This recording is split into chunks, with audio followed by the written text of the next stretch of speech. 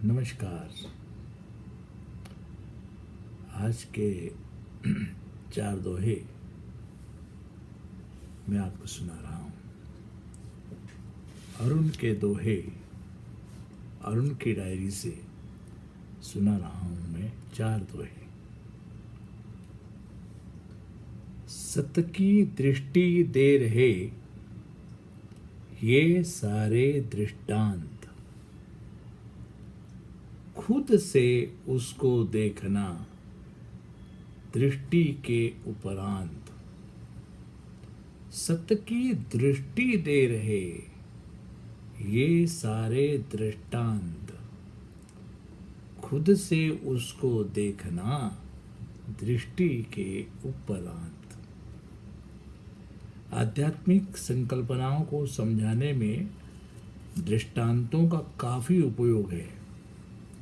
जो बात तर्क से समझना कठिन है उसे तत्सम मतलब बिल्कुल वैसे ही दिखने वाले तत्सम उदाहरणों, उपमाओं और रूपकों से समझाना और समझना सरल हो जाता है। सभी दृष्टा पुरुष, दृष्टि प्राप्त लोग, सभी दृष्टा पुरुषों ने दृष्टांतों का उपयोग किया है। सभी दृष्टा पुरुषों ने। साधक के लिए इतना ही काफी नहीं है कि वह दृष्टांत को सुनकर केवल अर्थबोध करे। जीवन में सजग होकर घटने वाली हर बात एवं प्रसंग को तटस्थ भाव से देखने वाला साधक दृष्टांतों का दर्शन भी कर लेगा। केवल अर्थबोध नहीं करेगा, दृष्टांतों से सत्य का दर्शन भी उसे हो जाता है। दर्शन पाने पर समझना जरूरी नहीं, क्योंकि समझ दर्शन में समाविष्ट है।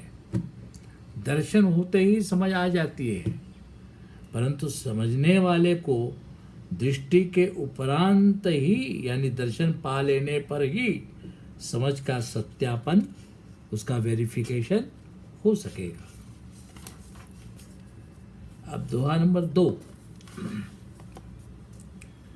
जीवन डोरी तन गई, उस पर चलता जीव, हर क्षण गिरता खाई में और न बचे सजीव।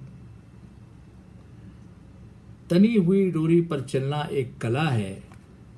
इस कसरत में क्षण प्रतिक्षण सजग रहकर संतुलन बनाए रखना पड़ता है।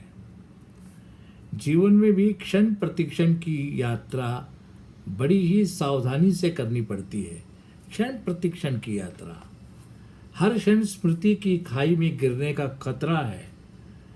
ऐसी खाई में गिरे व्यक्ति का ध्यान जीवंत क्षणों से हट जाता है और वह मरे क्षणों में ही खो जाता है। जो वर्तमान में सजग है वही सजीव, और जो भूतकाल या स्वप्न काल में अटका वह निर्जीव है। सजीवता के लिए सतत सावधानी एवं संतुलन जरूरी है। तीसरा दोहा। एक दृष्टि दिखता जिसे शुरू और किसी का अंत। एक दृष्टि दिखता जिसे शुरू किसी का अंत। धरे समाधि संत वह समय रहित गुणवंत। समय की अवधारणा टूटी हुई दृष्टि का परिणाम है। टूटी हुई दृष्टि का अर्थ है कि परिस्थिति को रुक रुक कर देखना। कुछ देर देखना, फिर न देखना, फिर देखना, फिर न देखना। बीच के इस दृष्टि संबंधी अंतरालों ने समय की कल्पना को अस्तित्वमय होने का भ्रम जन्माया है। समय अस्तित्वमय नहीं है, अस्तित्वगत नहीं है, फिर भी एक भ्रम पैदा हो गया है कि वह अस्तित्वगत है। जागने के बाद सोना, फिर जागना, फिर सोना, इस क्रियाकल्प के कारण कल और आज जैसी कालखंडों की कल्पना उपजी है। अगर आदमी सोएगा ही नहीं तो फिर दिन और रात का फर्क कहाँ बचेगा। समय सतत एक ही, यानी दो नहीं है, एक ही है। आदि काल से लेकर अब तक और अब जब तक रहेगा तब तक समय एक ही है। समय का सतत यानी दो नहीं है, परंतु दृष्टि खंडित होने से, या यूं कहें कि जागृति खंडित होने से समय का गणित बना। खंडित हो जाने से समय का गणित बना। समय जो कि है ही नहीं वो गिना जाने लगा, उसकी गणना होने लगी। आंखों के सामने जो भी घटित है वो क्षण में ही घटता है। आंखों के सामने जो भी घटित है एक क्षण में वही सत्य है, वही शुरू है और वही अंत है। जो भी शुरू है वही किसी अन्य के संदर्भ में अंत है। जो अंत है वही किसी अन्य बात की शुरुआत है। जो एक सजग दृष्टि में इस शुरू अंत को देखे वही समाधि अवस्था में है, वही समाधि को अनुभूत करने वाला संत है। तीसरा दोहा, जो चाहूं मेरे लिए वही सबन को देओ।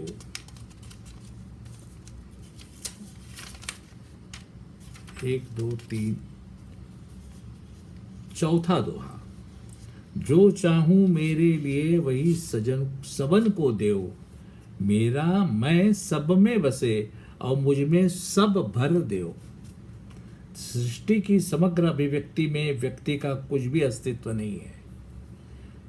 जब ऐसे अस्तित्व का आग्रह शुरू हो जाता है तभी अंतर्गत संघर्ष, हिंसा, द्वेष, तनाव की समस्या उभरती है। जिसमें कुल का भाव है, कुल, सकल, टोटैलिटी, जिसमें कुल का भाव है वो अपने टुकड़े को बनाए रखने का आग्रह न करेगा। वो कहेगा जो मुझे चाहिए वही सभी को मिल जाए, जो मुझे नहीं चाहिए या जो मेरे लिए अहितकर है उससे सभी को बचाओ। जिसने कुल का भाव है वो अपने टुकड़े को बनाए रखने का आग्रह नहीं करेगा। वो सोचेगा तो हमेशा कुल के लिए सोचेगा, संपूर्ण के लिए सोचेगा और कहेगा जो मुझे चाहिए वही सबको मिले, और जो मुझे नहीं चाहिए, जिससे मैं बचना चाह रहा हूँ, उससे सबको बचाओ। जिसका अहंकार व्यापक हो, ये व्यापक हो जाए, या जो समग्रता को अपने में समा ले, मतलब जिसका अहंकार जो है, हम अहंकार वैसे बहुत छोटी चीज़ है, लेकिन अगर अहंकार व्यापक हो जाए, जिसमें समग्र समा जाए, तो सही अर्थ में वही महात्मा है। वो अहंकार नहीं है, वो महात्मा अहंकार है। महात्मा अहंकार, महात्मा का अहंकार है। ठीक है, आज के 4 दोहे मैंने पढ़ दिए। पहला दोहा मैंने पढ़ा, सत्य की दृष्टि दे रहे। दूसरा पढ़ा, जीवन डोरी तन गई। तीसरा पढ़ा, एक दृष्टि दिखता जिसे। और चौथा पढ़ा, जो चाहूँ मेरे लिए वही सबन को दो। नमस्कार।